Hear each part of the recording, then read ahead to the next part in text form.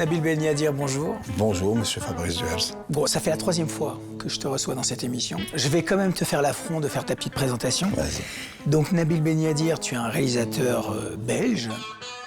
Tu as commencé ta carrière il y a une quinzaine d'années, 16 ans exactement, 16 avec ans. un film qui s'appelait Les Barons. Tu es passé par différents films de genre. Il y a eu La Marche, il y a eu Animal récemment. Si tu reviens à une comédie populaire, on va dire, qui s'appelle Les Baronnes, la particularité, c'est que tu le co-réalises avec ta maman. Vous allez où? La place communale de Molenbeek. Vous connaissez? Iedereen kent Molenbeek. On va vous escorter, mesdames. Hé, les filles, nous escortent! C'est l'histoire d'une grand-mère, on va dire, tout à fait. qui découvre un jour que son mari mène une double vie au Maroc et qui revient, qui reprend sa vie là où elle l'a laissé abandonné il y a 50 ans en montant Hamlet avec ses copines. Je vais vous raconter l'histoire, les paroles. Allez, bonne route, mon amour. Merci. C'est le téléphone d'Ahmed, je me suis trompée de numéro. Femme 1. Pourquoi il y a écrit femme 1? D'où vient, en fait, l'idée, d'abord, des Baronnes, d'où vient l'idée de réaliser avec ta maman? L'idée des Baronnes, c'est ma mère. Vraiment. C'est-à-dire? À la sortie des Barons, elle m'a dit je suis fier de toi, mon fils, mais quand même, la mère, dans le film, on la voit pas beaucoup. Je pense quand même à raconter un peu l'histoire des mamans et des mamies. Et puis ça m'a vraiment travaillé. Puis on a beaucoup discuté avec ma mère. Donc j'avais travaillé un peu une histoire, elle m'a dit non, c'est nul, on a jeté, je suis revenu, etc. Et en bon baron, ça a pris 16 ans, finalement. L'évidence de co-réaliser avec ma mère, c'est qu'elle me donnait chaque fois, elle revenait chaque fois sur ce que je disais, elle était pas d'accord, elle me corrigeait, etc. Je dis, c'est quoi, Sur le scénario? Sur le scénario, sur les histoires, sur les trucs qui la faisaient pas rire et qui, moi, me faisaient rigoler. Donc tu écris et puis après tu soumets à ta maman? Je soumets à la censure. Je soumets à la censure et au contraire, elle me pousse pour aller beaucoup plus loin, vraiment. Et donc à un moment donné, le fait de co-réaliser avec elle, elle n'a pas sauté de joie, elle m'a dit, bah ouais, c'est normal, évidemment. Tu vas réaliser avec ta mère. Pour elle, c'était acquis. Pour elle, c'était... Ah oui, pour elle, c'était clair. Pour moi, ça ne l'était pas encore. Elle est toute jeune. Il faut tuer ton mari. Non, inscris-toi sur Tinder et rencontre un jeune homme. Mais on a décidé de faire du théâtre. Shakespeare. Shakespeare, carrément. Quoi, carrément? On n'a pas le droit de jouer du Shakespeare, nous. On doit jouer Aladdin, faire la danse du vent. Pardon, excusez-moi. C'est une comédie, je l'ai dit, mais c'est aussi un conte. Parce qu'il y a un côté surréaliste, il y a beaucoup de poésie, il y a beaucoup de lyrisme dans le film. Comment tu ouvres cette porte du conte? Ma mère a envie de voir concrètement ces mots. Il faut qu'elle danse, il faut qu'elle vole dans les airs, il faut qu'elle rie, il faut qu'elle s'amuse. Après, il faut traduire ça. On parle de scènes de danse, il y a une scène de danse avec elle et son mari. Moi, je l'avais écrit avec des dialogues. Ma mère, elle m'a dit, mec, j'ai l'impression que c'est les feux de l'amour. J'ai déjà vu ça. C'est Victor Newman qui parle à ça. Ah, c'est bon, c'est nul. Elle m'a dit, c'est nul. Et puis est venue l'idée, justement, du conte, de la magie, de la danse. C'est là où Sidi Larbi, le chorégraphe. Cherkaoui, le chorégraphe, vient. À ce moment-là du film, il vient. C'est à ce moment-là où je pense qu'il manque quelque chose. Quand j'avais 16 ans, je devais jouer Hamlet. Mais je me suis mariée. Alors, je suis pas montée sur scène. Une pièce de théâtre entièrement jouée par des femmes et les hommes dans tout ça?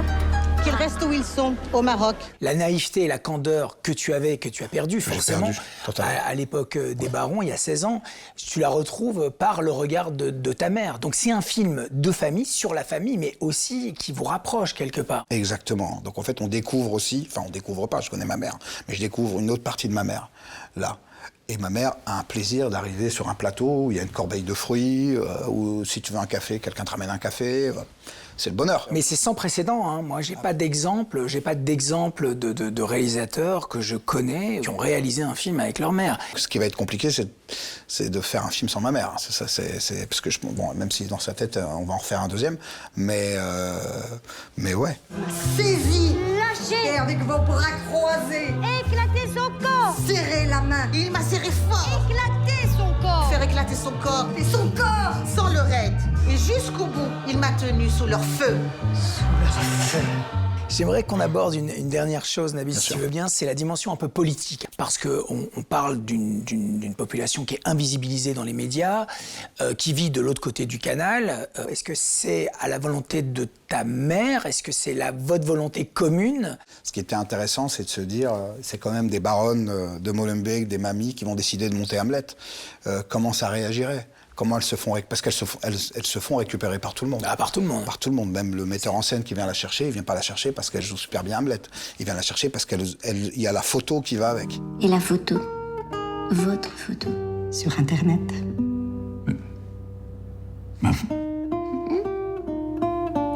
Vraiment? Vraiment? Et je trouvais ça intéressant que ça passe au-dessus d'elle, que les gens soient révoltés à leur place, soient scandalisés pour elle, alors qu'elle... Elle trace. Elle trace. C'est pour ça que je reçois des insultes. Mais on les emmerde. On les emmerde. Ce qu'elles veulent, c'est pas monter Hamlet devant 2000 personnes. Ce qu'elles veulent monter Hamlet dans une association avec 15 personnes pour elles-mêmes. Elles disent à un moment donné, on veut pas jouer Hamlet devant des gens qu'on connaît pas.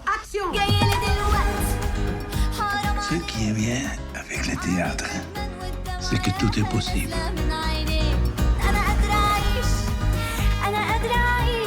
C'est votre histoire, Fatima.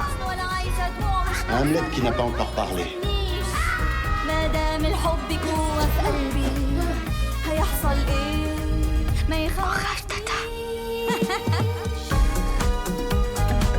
Dans un film américain, c'est à ce moment-là que l'actrice, elle dit oui.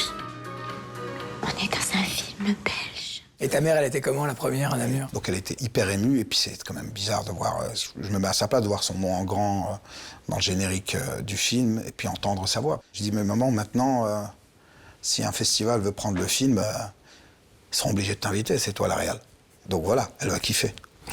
Je te remercie beaucoup, Nabil. Merci. C'était un plaisir, comme toujours, et puis merde au film, vraiment. Merci beaucoup. Dites Saint-Nicolas, est-ce que les enfants vont bien en cette période de fête? Une chose est sûre, ils tiennent le haut de l'affiche cette semaine dans les salles. Suzanne? Salut.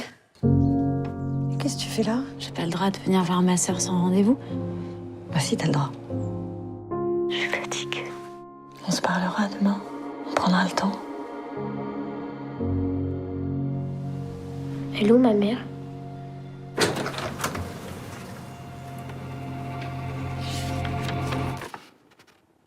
Elle est partie où?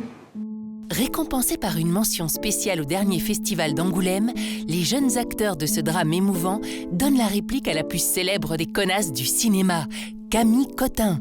À leur côté, la famille s'agrandit avec Juliette Armanet, qui joue les mamans paumées avec finesse et sobriété.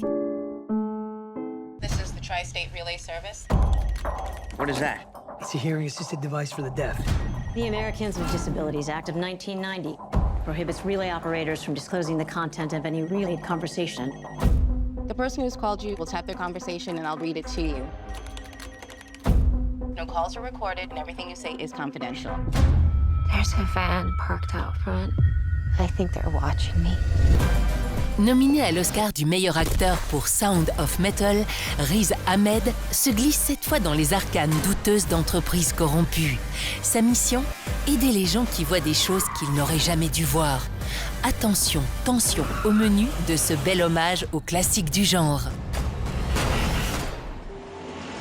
我觉得这些很奇妙。哎，你进来啦！你没有教哦，你就侧摊。为什么不能开水果摊就好？你如果会赚钱，你可以有意见啊。那我自己去赚啊。就这样，你让我到处讲的。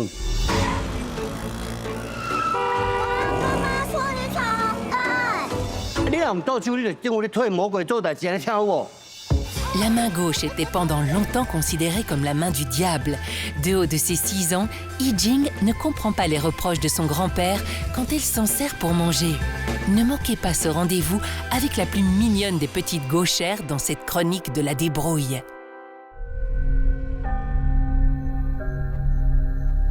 Freddy Fazbear's Pizza. Definitely not the Freddy's I remember. You're thinking of the franchise location. This is the original. Nobody's been here for decades. Some little girl got murdered here. Did you guys hear that? Hear what? Tiré de la célèbre série de jeux vidéo d'horreur, ce deuxième volet de Five Nights at Freddy's renoue avec le thème de l'enfance blessée.